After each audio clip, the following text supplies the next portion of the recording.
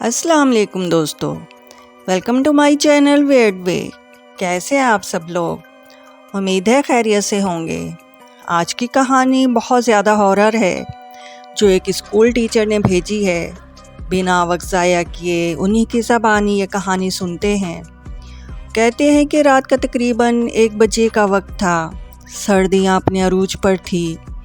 मैं मेहरपुर जाने के लिए बस स्टॉप पर उतर चुका था। बस स्टॉप पर मौजूद इक्का दुक्का छोटी मोटी दुकानें बंद हो चुकी थी। किसी भी बशर का नाम तक नहीं था। दिसंबर की यकबस्ता चलने वाली ठंडी हवाओं ने हर तरफ फूक आलम तारी किया हुआ था। मैं बस से उतरने के बाद परेशानी के आलम में अपना बैग घसीटता हुआ सड़क किनारे खड़ा हुआ था। जाने के लिए मुझे इससे आगे का रास्ता मालूम नहीं था। वो कहता है कि मेरा नाम हसन अली है। मैं पेशे के लिहाज से एक उस्ताद हूँ। मेरी उम्र तकरीबन 35 साल होगी। मैं शादीशुदा और 2 बच्चों का बाप हूँ। नूरपुर के स्कूल में मेरा तबादला हुआ था, इसलिए मैं नूरपुर पहुँचा था।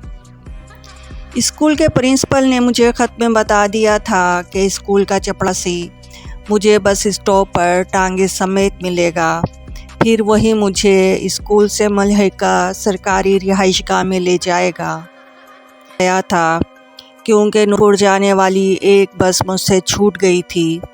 दूसरी बस ने मुझे यहाँ 1 बजे रात के ला खड़ा किया था। धुंध की वजह से हर तरफ बयाबान नज़र आ रहा था और मैं परेशानी के आलम में जहाँ तक मुमकिन था अपनी आंखें फाड़ फाड़ कर देख रहा था कि शायद कोई मिले और मैं उससे नूर का रास्ता मालूम कर सकूं। सर्दी से मेरी टांगें कांप रही थी और मैं जल्द अज जल्द अपने ठहरने का इंतज़ाम कर लेना चाहता था, जो कि फ़िलहाल मुझे नज़र नहीं आ रहा था।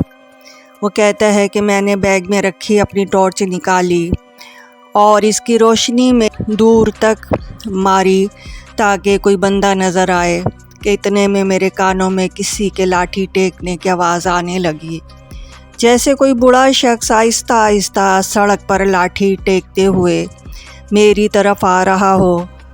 मेरा दिल इस तरफ के मारे बेचैन हो गया। मैंने टॉर्च का रुख उसकी सिमत किया, मगर धुंध की वजह से मुझे कुछ नज़र न आया। आवाज़ बदस्तूर मेरी तरफ बढ़ रही थी, मगर मुझे कोई साया तक नज़र नहीं आ रहा था। काफ़ी देर तक आवाज़ आती रही तो मैं बेचैन होकर इधर उधर देखने लगा, लेकिन मुझे कुछ भी नज़र नहीं आ रहा था। सिर्फ लाठी टेकने की आवाज़ नज़र आ रही थी। खैर, थोड़ी देर परेशानी के बाद मुझे महसूस हुआ कि जैसे किसी ने मेरे कंधे पर हाथ रखा हो, और मैंने जैसे ही पीछे मुड़कर देखा तो मेरे होश उड़ गए कि एक बाबा जी, जिनके हाथ या बस्ता थे बर्फ़ से भी ज़्यादा ठंडे, वो खड़े थे। तो मैंने पूछा, बाबा जी आप कहाँ थे? मैं कब से आपको इधर उधर देख रहा था। तो उन्होंने कहा कि मैं थक गया था, इसलिए थोड़ा सा रेस्ट करने की वजह से बैठ गया था। और जैसे ही मैं बैठा, वो कहने लगा कि मैंने दिली दिल में सोचा कि मैं नीचे बैठे हुए तो देखा ही नहीं, मैं खामखा इधर उधर देखकर परेशान हो रहा था।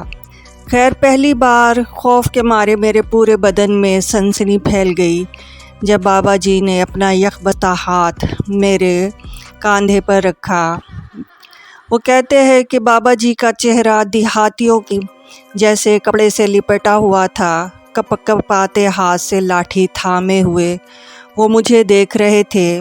बूढ़े को यूँ सर्दी में ठिठुरता देखकर मेरा सारा गुस्सा काफूर हो गया और मैं हैरत से पूछने लगा कि बाबा जी आप कहाँ थे?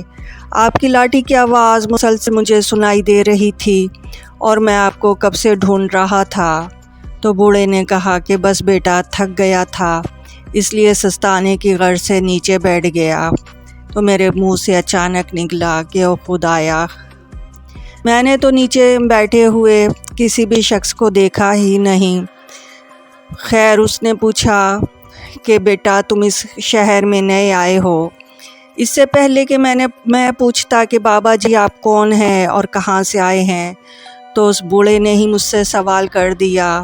میں بوڑھے کی دور اندیشی کا قائل ہو گیا، تو میں نے کہا کہ ہاں میں اسی شہر میں نئی ہوں اور میں یہاں کے اسکول کا استاد ہوں، مجھے آگے کا راستہ معلوم نہیں، اب بس سے اترا ہوں، نور کا راستہ مجھے بالکل بھی معلوم نہیں، انتظار میں تھا کہ کوئی آئے اور مجھے راستہ بتائے۔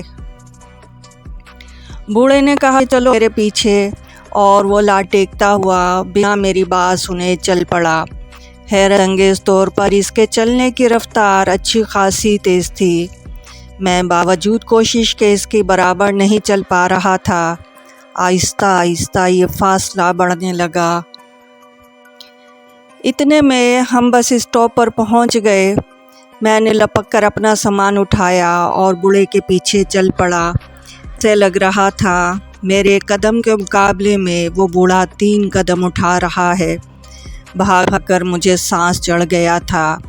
میں نے آوازیں دے کر بوڑھے کو روکنا بھی چاہا، مگر بوڑھا آہستہ آہستہ دھند میں غائب ہو جا رہا تھا۔ اس ساری بھاگ دوڑ میں مجھے تھکاوٹ کی وجہ سے پسینہ آ رہا تھا۔ بوڑھا ہیولے کی طرح مجھے نظر آ رہا تھا۔ میں نے تھک کر بیگ نیچے پھینکا اور بیٹھ گیا سستانے۔ اچانک سے پھر کسی نے میرے کاندھے پر ہاتھ رکھا اور میں گھبرا کر اچھل گیا اور گھوم کر دیکھا تو وہ وہی بوڑھا کا مجھ دیکھ رہا تھا۔